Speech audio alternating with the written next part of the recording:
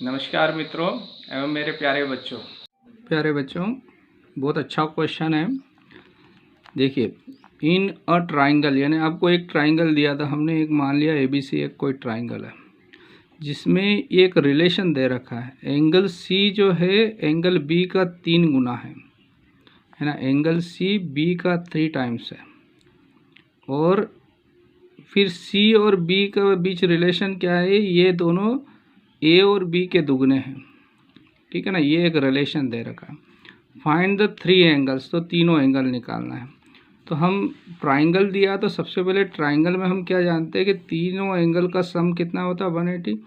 तो bye angle sum property से हम लिख देंगे angle A plus angle B plus angle C equal to 180 होता है। ये हम जानते हैं। इसको इक्वेशन फर्स्ट दे दो। अब नाउ अकॉर्डिंग टू क्वेश्चन, देखिए ये और ये दोनों बराबर हैं।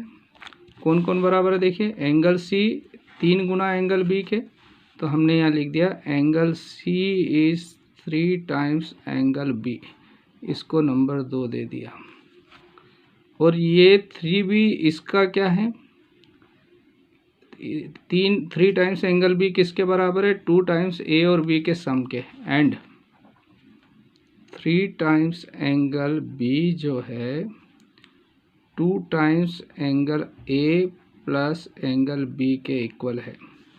तो इस 2 का मल्टीप्लाई कर दे तो क्या होगा बच्चों, 3 angle B equal to twice angle A plus twice angle B।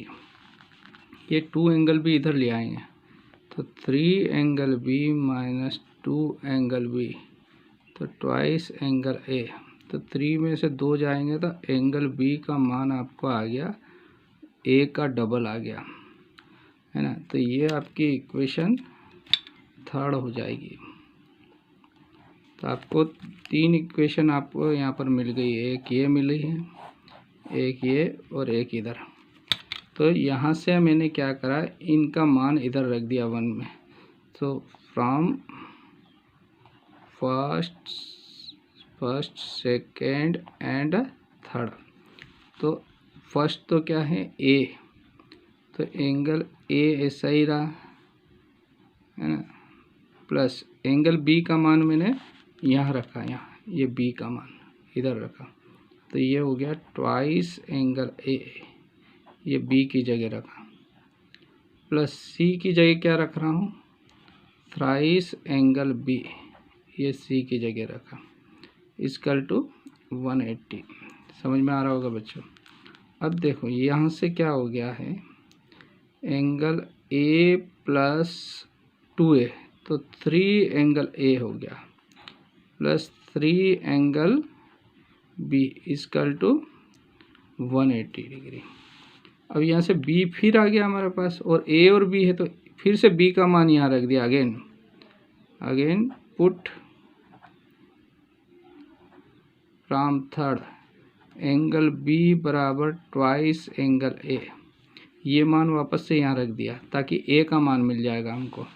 तो क्या करा, thrice angle A plus 3 into B की जगह from third twice angle A equal to 180।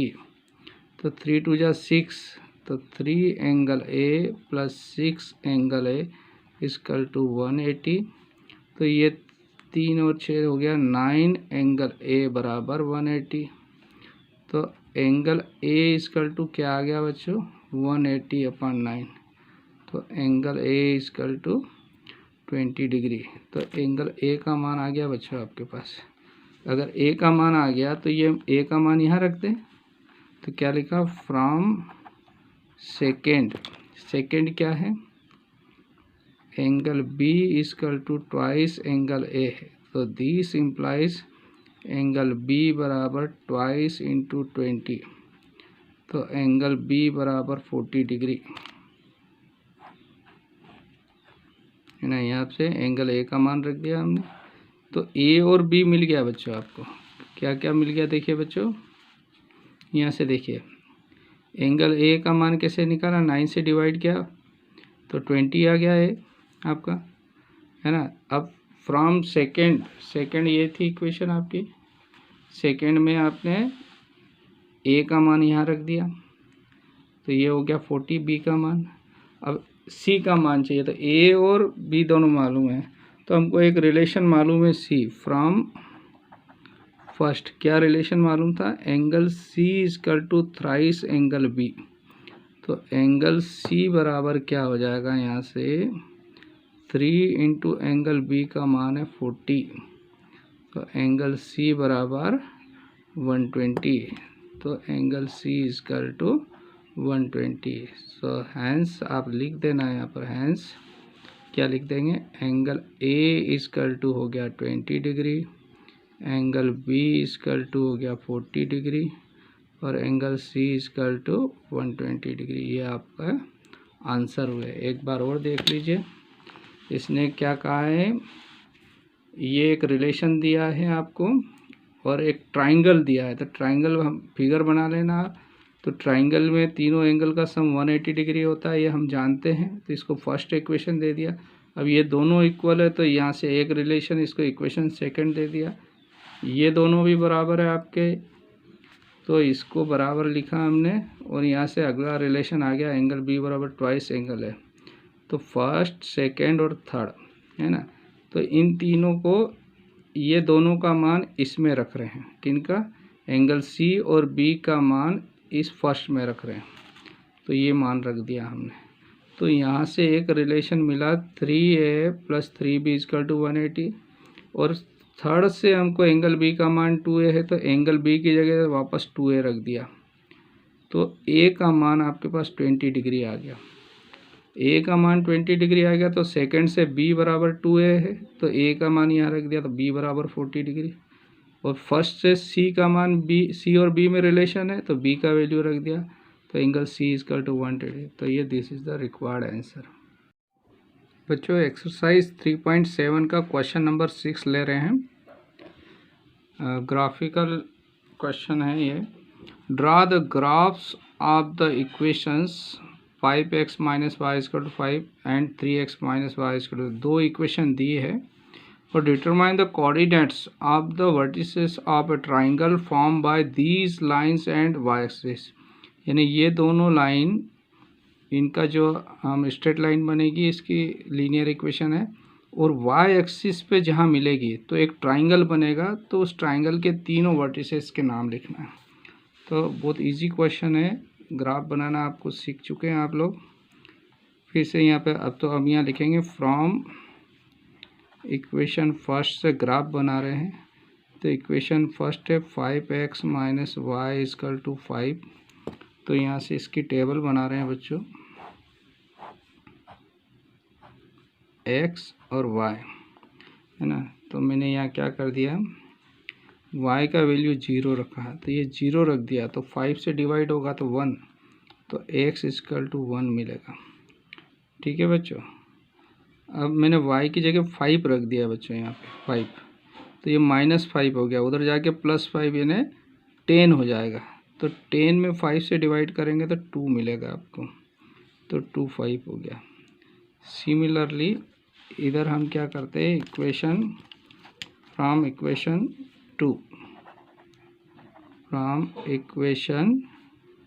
2 ले रहे हैं। इक्वेशन 2 क्या है, 3x - y = 3। इसका टेबल बना रहे हैं, देखो तो क्या होगा टेबल, x y का मान मैंने 0 रखा, तो 3 से डिवाइड किया तो 1 ही मिलेगा आपको। ठीक है। अब मैंने y का मान 3 रख दिया है, यहाँ 3 उधर जाके प्लस हो जाएगा, 6 हो जाएगा, तो 3 से डिवाइड करेंगे तो 2 है ना। तो अब इन दोनों टेबल से हम ग्राफ बना रहे हैं। हाँ, तो यहाँ देखिए मैंने ग्राफ के लिए आपसे ये इस प्रकार से खींच दिया है। तो यहाँ से अब पॉइंट देखते हैं, है ना। तो फ्रॉम इक्वेशन फर्स्ट से हमको मिला है पॉइंट 1 0। x का मान 1 है तो y का मान 0 है, तो देखते हैं 1 और 0 कहाँ रहा। तो x का मान 1 यहाँ है तो y का मान 0, यानी यही पॉइंट बनेगा आपका। ठीक है ना। इसके कोऑर्डिनेट क्या हो गए, इसके जब अगर वैल्यू लिखते हैं तो 1 0 ये पॉइंट। फिर दूसरा है 2 5, x का मान 2 है तो y का मान 5 यहाँ पे, ये वाला पॉइंट, तो इसको लिखेंगे 2 5 और इसको हमने ज्वाइन कर दिया। तो देखिए इसको ज्वाइन कर रहे हैं हम, तो आपको इस प्रकार से एक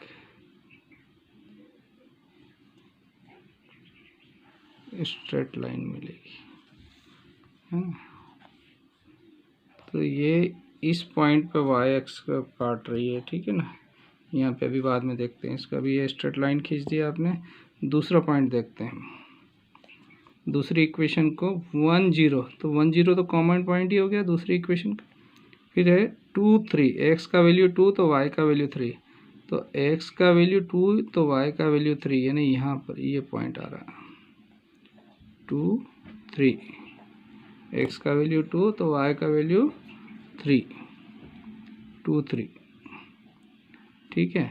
तो अपने को इसको और इसको मिलाना है बच्चों, इन दोनों को, तो इसको मिला रहे हैं बच्चों, तो ये कुछ ऐसा बनेगा आपका ग्राफ। तो इसको मैं ऐसा देखिए,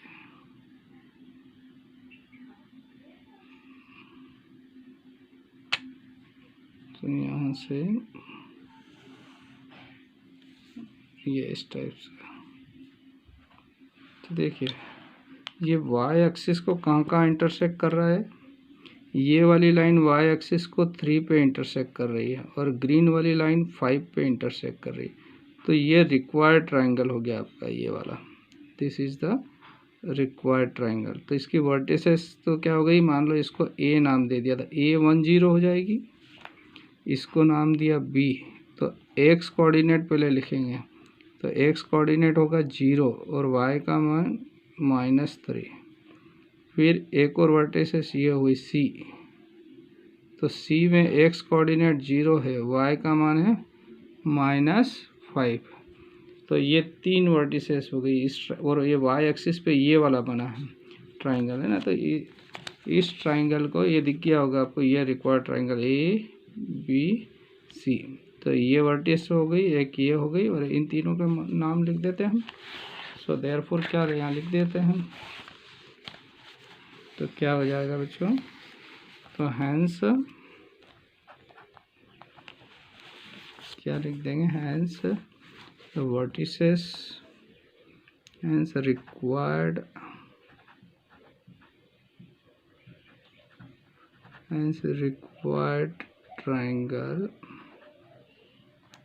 is of triangle ABC and whose, क्या लिख दिया बच्चों, required triangle is of triangle ABC and whose vertices are, क्या हो जाएगा, A क्या हो गया बच्चों 1 0 है, B क्या है आपका, B है 0 -3 एंड C है बच्चों 0 -5, है ना। ये आपका क्वेश्चन कंप्लीट होता है। एक बार और देख लीजिए, ये 2 इक्वेशन दी हुई है, दोनों से हमने टेबल बनाई, फिर आपको ग्राफ बनाना है। तो ये टेबल बनाई हमने, टेबल के पॉइंट को प्लॉट करा, 2 इक्वेशन बनी है, दोनों को आपने यहाँ ड्रा कर दिया। तो ये रिक्वायर्ड ट्रायंगल हो गया, ये वाई एक्सिस है और ये दोनों लाइन है, दोनों लाइनों से ये ट्रायंगल बना। तो इसके A को 1 0 नाम दिया, B को 0 -3 और C ये वर्टिसेस लिखना दिया आपको। तो यही आपका आंसर हुआ।